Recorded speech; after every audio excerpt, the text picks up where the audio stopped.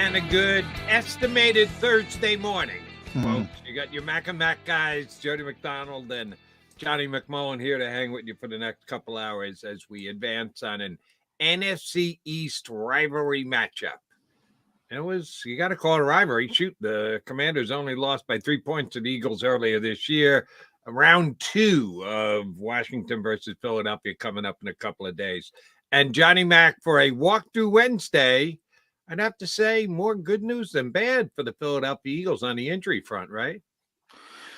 Yeah, pretty blank. Not Bradley Roby, the only one who estimated did not practice. Not a complete surprise. 1 to 2 weeks was sort of the original assessment on Roby.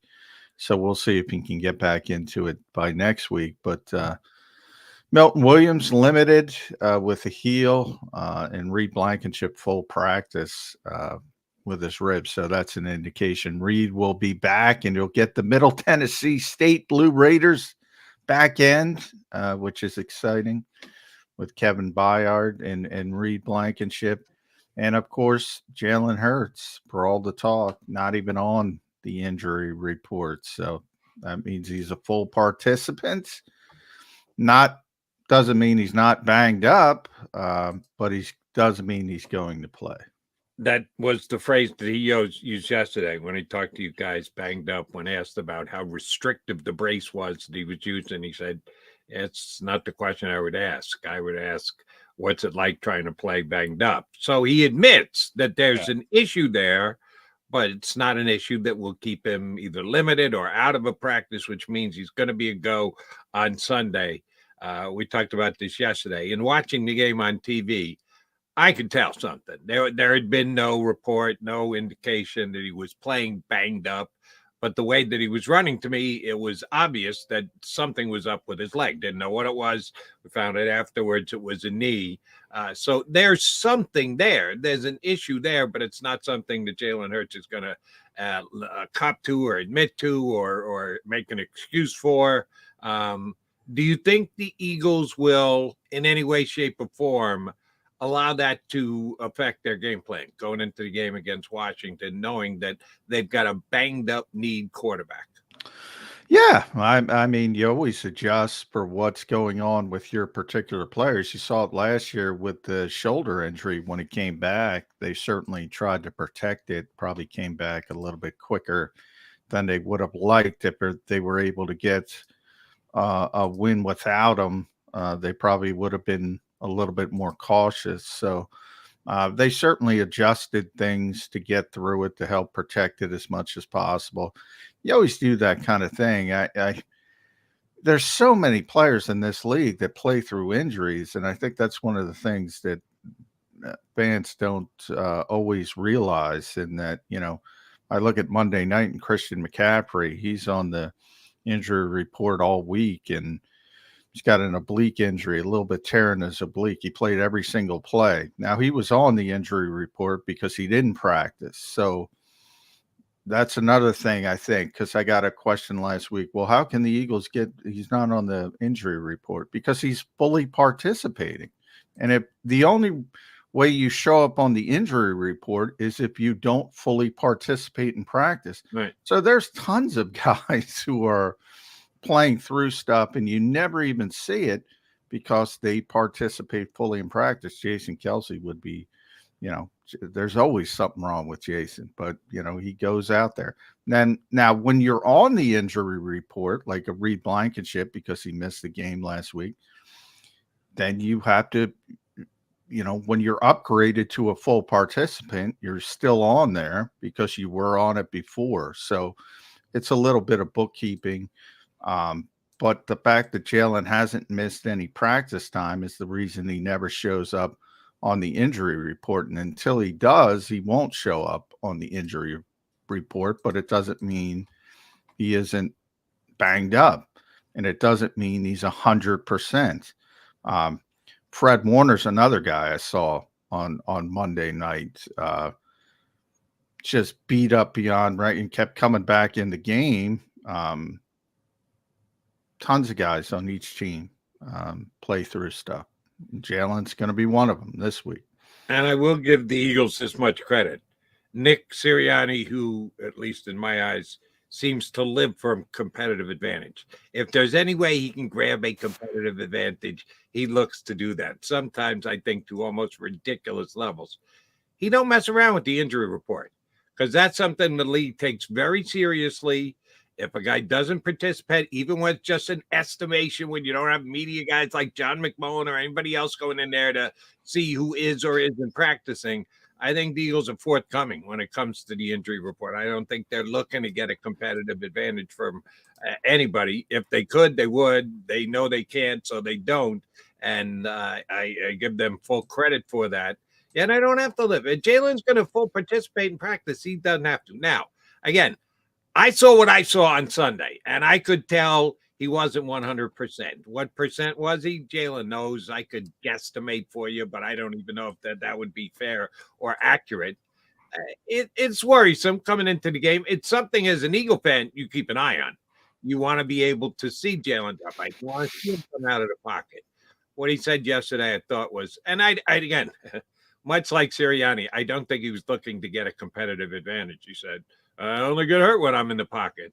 Well, no, you got hurt out of the pocket last year again. Yeah, a lot of people jumped on him. You know, people say stuff. We do it every day. You say stuff off the cuff. Sometimes you forget and you say something you didn't mean to say. And yeah, he did get hurt outside the pocket, so he was wrong. But, you know, I think from his sentiment was, look, I usually, when I do get hurt, and again,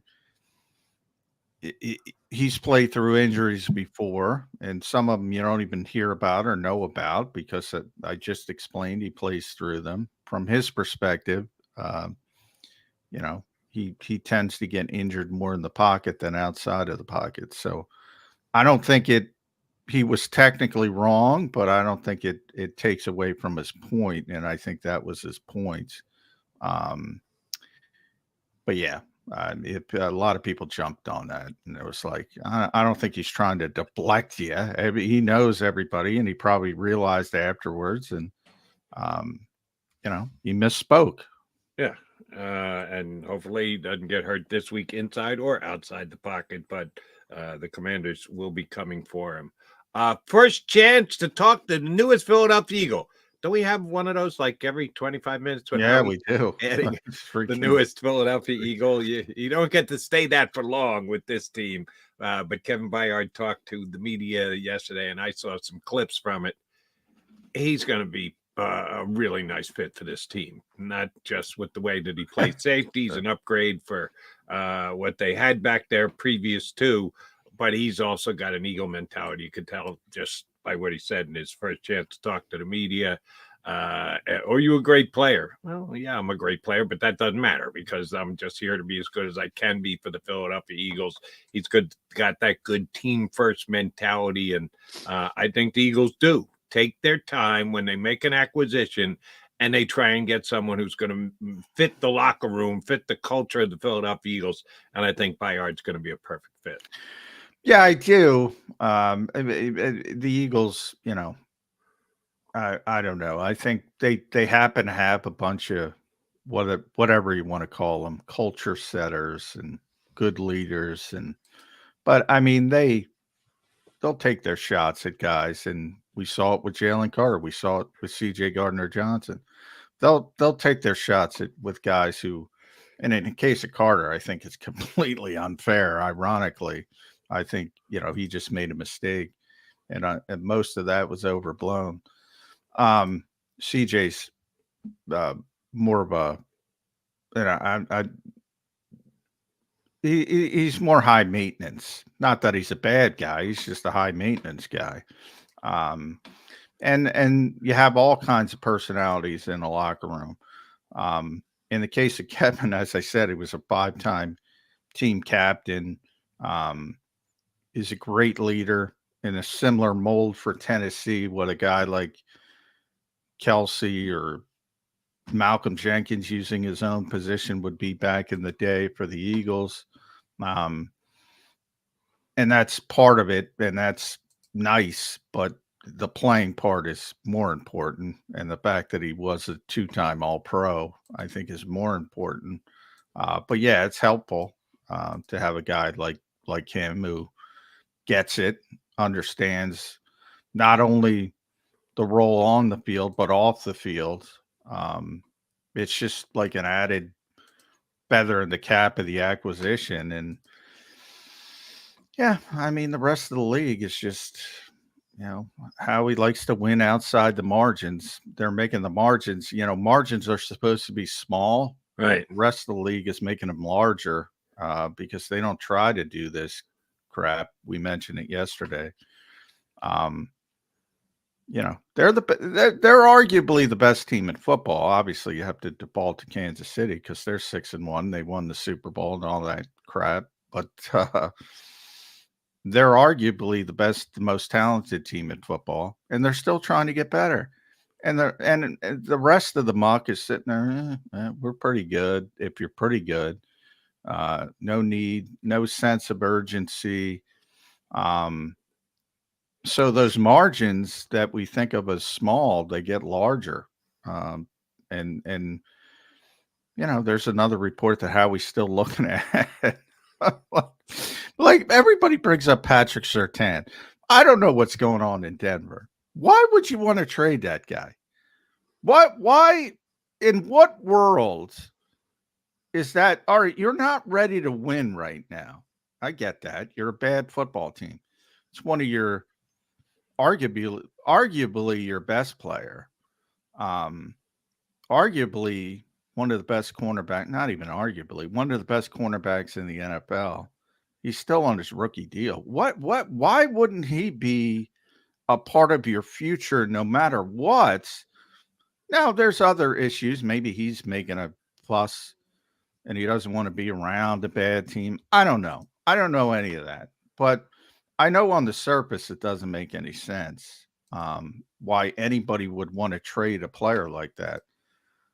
But man, there's a lot of dumb teams and a lot of dumb GMs in this league. So I'm through, trying to make blanket decisions on guys not doing dumb things. You and I don't see Surtain as a guy who's going to be moved, but if you're talking about evaluating the rest of the league and those that are running their teams, the general manager in Denver, who basically, I would say the coach deal, the Peyton deal got done on an ownership level more than a general manager level. So when you're the general manager, the owner basically hires your coach who they needed to fire after only 1 year. That doesn't look good for a guy like Patton.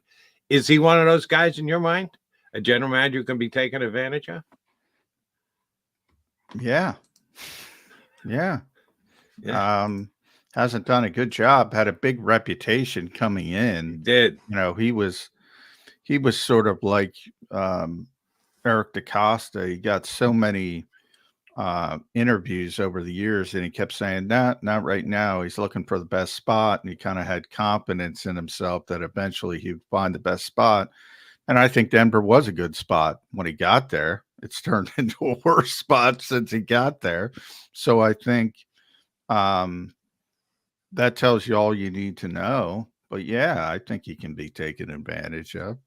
Yeah, but you and I both don't see. Here's the thing about Surtain.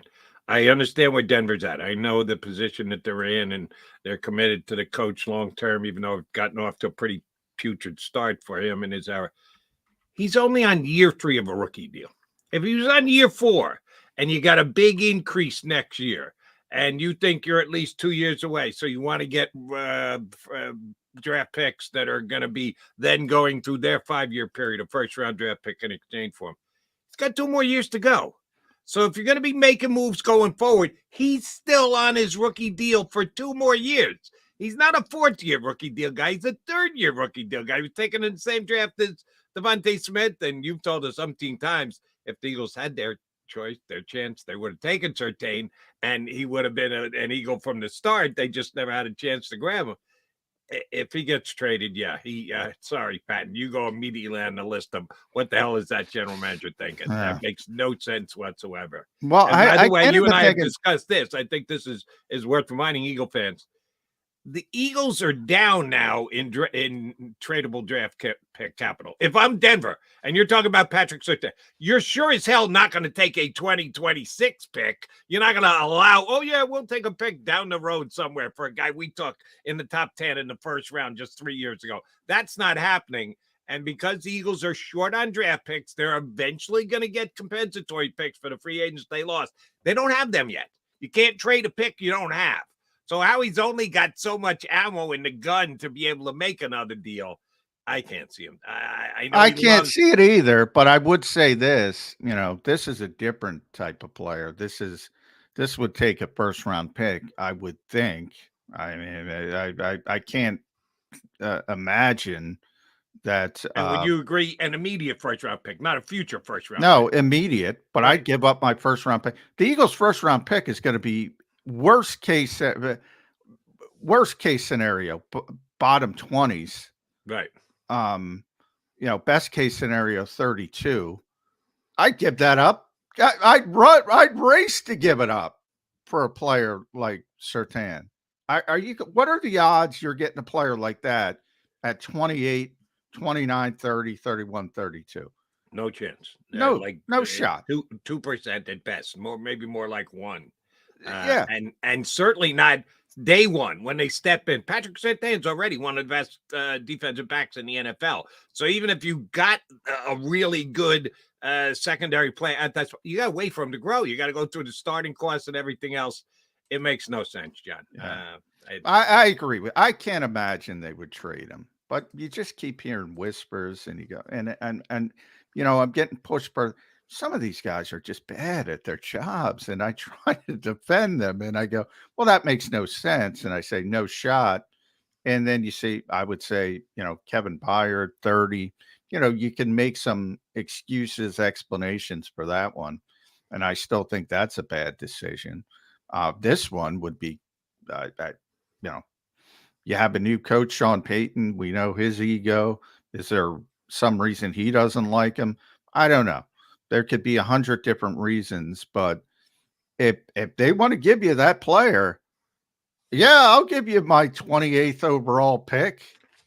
I hope that's 32, but if I'm the Eagles, but it doesn't matter what it's going to be.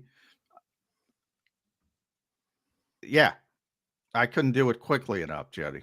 And there are some teams, maybe the Dallas Cowboys. I got in Jerry's case yesterday. I'm going to do it again today. He said they're, again, the upper echelon squad. That tells me he's not planning on making a deal. Jerry, you got a good team. You don't have an unbelievably great team where you can go, oh, we don't need anything. We don't need to upgrade. That's not what we're looking to do right now. That's the difference between the Eagles and the Cowboys. We're talking Eagles Commanders this week. It is an NFC East showdown, but it's between Washington and Philadelphia. We got two good guests to join both John and myself to take both an Eagle perspective and a Commanders perspective. Coming up in a mere matter of minutes, our buddy Marcus Hayes from the Philadelphia Inquirer and WIP is going to jump in, talk about this game from a Philly point of view. And a little bit later, Chris Russell, he works for the Commanders Radio Network 106.7 The Fan down in D.C. Chris Russell's going to come on and give us a Washington perspective. First up, our bud, Marcus Hayes. He joins us next here on Birds 365. Go to get your